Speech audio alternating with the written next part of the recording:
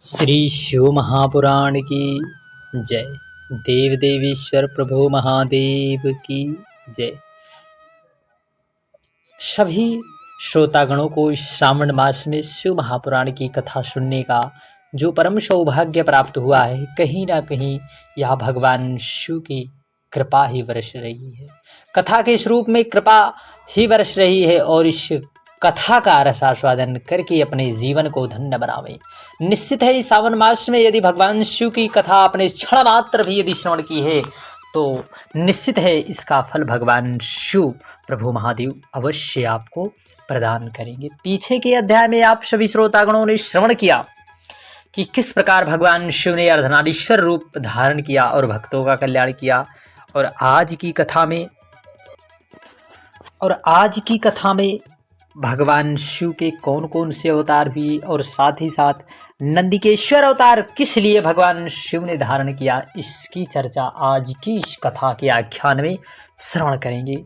शिव जी बोले, द्वापर के 10वें भाग में एक त्रिधामा नामक व्यास मुनि होंगे जो हिमालय के उच्च शिखर पर भृगु नामक स्थान में रहेंगे तथा वहां भी मेरे भृगु बलबंधु नरामित्र केतु सिंह नामक 4 तपोधन अर्थात तप को पूर्ण करने वाले तप को धन के समान पुत्र होंगे और मैं कलिंग में गंगा के द्वार में तप नाम से प्रकट होऊंगा।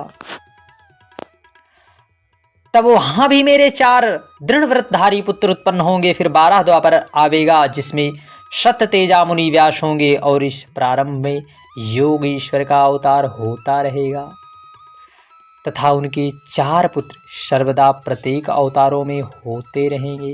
ये सभी योग मार्ग के प्रवर्तक और शैव अविनाशी होंगे। ये सभी सर्वदा शिवजी के भक्त शिष्य पशुपत व्रत करने वाले, शरीर में भस्म लगाए रुद्राक्ष मालाधारी, ललाट पर त्रिपुंड को धारण करने वाले, ये सभी शिष्य धर्म में तत्पर, वेद वेदांग के पारगामी, नित्य ब्रह्म अभ्यंतर लिंगार्चन करने वाले होंगे। इनकी सर्वदा मुझ में भक्ति रहेगी और ये योग द्वारा सदैव ध्यानावस्था स्थित रहेंगे। जितेंद्रिय जिनकी इन 18 द्वापरों में कुल संख्या 112 होगी। यह मैंने मनु आदि से लेकर कृष्ण पर्यंत 28 युगों के क्रम से सब अवतारों का वर्णन किया। इन सब के अंत में जब कृष्ण द्वैपायन व्यास होंगे तब श्रुतियां सहित ब्रह्म लक्षणों से युक्त वेदांत शास्त्रों का वर्णन करेंगे। ब्रह्मा जी से ऐसा कहकर देव देवेश्वर महेश देखते देखते शीघ्र ही वहां से अंतर ध्यान हो गए अर्थात भगवान शिव गुप्त हो गए। तब सनत कुमार जी बोले, हे नंदिकेश्वर जी, अब मैं यह सुनना चाहता हूं कि शिव जी के अंश से आप कैसे उत्पन्न हुई तथा परम गोपनीय शिव तत्व को आपने कैसे जान लिया जो कि समस्त जीवधारियों के लिए बड़ा ही दुर्लभ है। हे प्रभु कृपा करिए, यह सब आप मुझसे कृपा पूर्वक कहिए। तब नंदिकेश्वर बोले, हे सर्वज्ञ सनत कुमार जी, अब आप ध्यान देकर वह चरित्र सुनिए जिस प्रकार मैं शिव जी से अर्थात शिव जी का अंशज हुआ, शिव जी से उत्पन्न हुआ।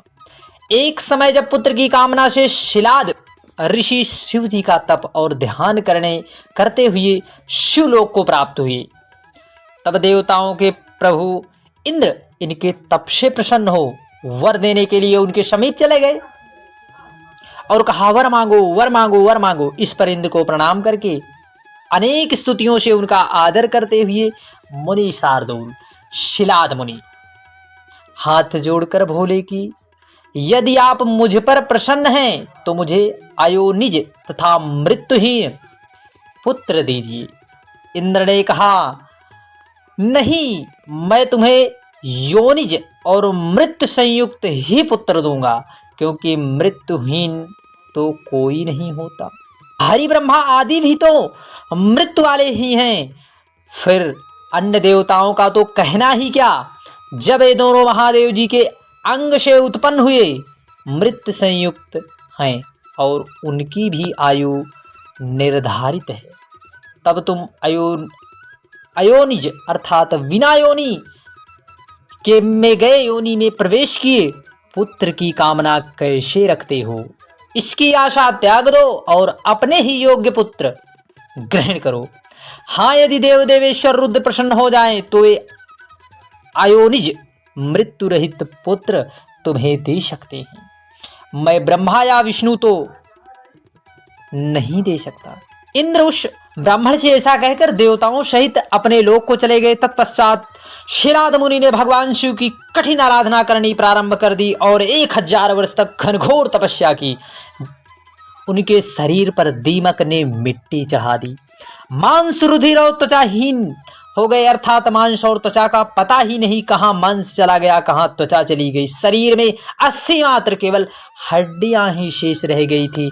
इस प्रकार भगवान शिव के भक्त हुए हैं, जिसे शिलाद मुनि के नाम से जाना जाता है।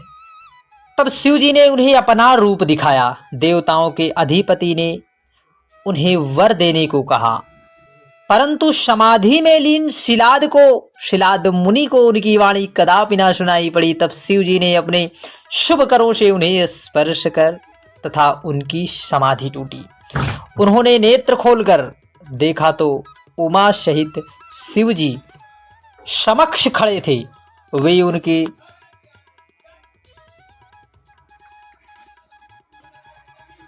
चरणों पर गिर पड़े और स्तुति करने लगे। भगवान शंकर ने शिलाद से कहा, मैं वर देने आया हूं। मैं तुम्हें सर्वज्ञ और सर्व शास्त्रों में पारंगत पुत्र देता हूं। शिलाद ने गदगद कंठ और सजल नेत्रों से हाथ जोड़कर कहा, प्रभु महादेव की जय। यदि आप मुझ पर प्रसन्न हैं और वर देना ही चाहते हैं तो अपने समान ही मृत्यु रहित अयोनिज पुत्र दीजिए।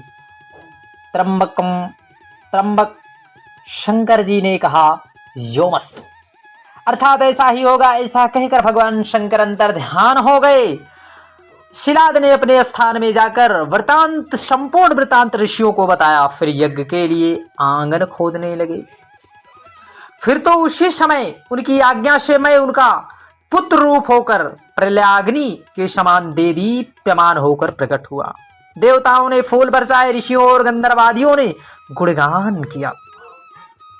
संपूर्ण ब्रह्मादिक देवता अपनी स्त्रियों सहित विष्णु, शिव और अंबिका आदि उस स्थान पर आए। बड़ा उत्सव हुआ। अप्सराएं नाचने लगी। सब प्रसन्न हो मेरे लिंग मूर्ति स्थापित कर पूजा करने लगे। शिलाद की भी सबने बड़ी प्रशंसा की। भगवान शिव की भी स्तुति हुई। फिर भगवान शिव माता पार्वती जी पधारे। मेरे पिता शिलाद ने मुझे 3 नेत्रों वाला चतुर्भुज और जटा मुकुटधारी बालक देख बड़ी प्रसन्नता प्रकट की। मैं त्रिशूल आदि शस्त्र धरे, दीपमान और सब प्रकार से रुद्र रूपी तथा प्रणम्य प्रकट हुआ। मुझे देख सबने आनंद का अनुभव किया। सभी ने प्रणाम किया। तब शिलाद ने यह कहकर कि हे सुरेश्वर, तूने मुझे आनंद दिया है, इसका कारण तुम्हारा नंदी हुआ। तुम देवताओं को भी आनंद देने वाले हो, अतएव तुम जगदीश्वर को मेरा नमस्कार है। बोलिए देव देवेश्वर महादेव की जय। भक्तों, बड़ी ही अद्भुत भगवान शिव की लीला है कि किस प्रकार भगवान शिव यदि प्रसन्न हो जाए तो भक्त को उसकी मनो इच्छा अर्थात मन की इच्छा को पूर्ण करने वाले वरदान को प्राप्त कर सकते हैं। जिस प्रकार शिलाद मुनि ने कठिन तपस्या की भगवान शिव को और उनकी मनोकामना पूर्ण हुई। इस प्रकार शंकर जी को प्रणाम कर मेरे पिता अपनी पर्ण कुटी में गए और उनकी बड़ी प्रसन्नता हुई। जब मैं शिलाद मुनि की कुटी में गया तो वहां मैंने अपना स्वरूप त्याग साधारण सा रूप लिया।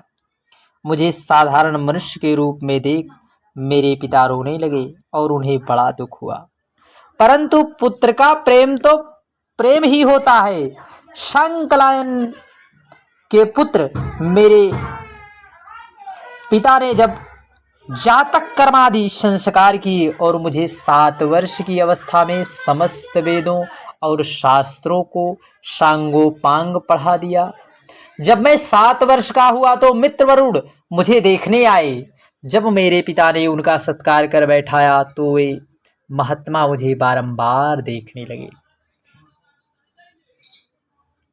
मेरे पिता से बोले, हे तात, यह नंदी नामक तुम्हारा बालक तो बहुत थोड़ी अवस्था वाला है। इसने इतने ही समय में समस्त शास्त्रों को पढ़ लिया है। इसके समान तो मैंने कोई बालक नहीं देखा, परंतु अब इसकी एक ही वर्ष की आयु है। तब उस ब्राह्मण के ऐसा कहने पर पुत्रवत्सल मेरे पिता शिलाद मुनि मारे दुख से उच्च स्वर में रुदन करने लगे, आंखें भर आई। तब वो मृतक के समान हुए। पिता को देखकर वह प्रसन्नता पूर्वक बालक भगवान शिव के चरण कमलों का ध्यान करते हुए अपने पिता से बोला, हे तात, तुम उतने दुखी क्यों होते हो? दुख का क्या कारण है? आपको यह कौन सा दुख प्राप्त हो गया है? कृपा करके हे पिताजी आप मुझसे कहिए। पिता ने कहा, मैं तुम्हारी अल्प मृत्यु से दुखी हूं। हाँ, मेरे इस दुख को कौन दूर करेगा? मैं किसकी शरण में जाऊं? पुत्र बोला, मुझे देवदानव, यक्षराज, काल तथा मनुष्य कोई भी मार नहीं सकता। हे पिताजी, मैं आपकी शरण शपथ खाकर कहता हूं, या मेरा कहना सत्य है? पिता बोला, हे पुत्र, तुम्हारा कौन प्रभु है जिसकी तपस्या से तुम मेरे इस कठिन दुख को दूर कर सकोगे? पुत्र ने कहा, हे पिताजी, मैं तप से या विद्या से ही मृत्यु को दूर भगाऊंगा। केवल शंकर के ही भजन से मैं मृत्यु को जीतूंगा, इसमें तनिक भी संदेह नहीं है। ऐसा कहकर आपने पिता को प्रणाम और प्रदक्षिणा कर मैं नंदी एक महावन की ओर चला गया। बोलिए नंदीश्वर भगवान की जय। बोलिए शिव महापुराण की।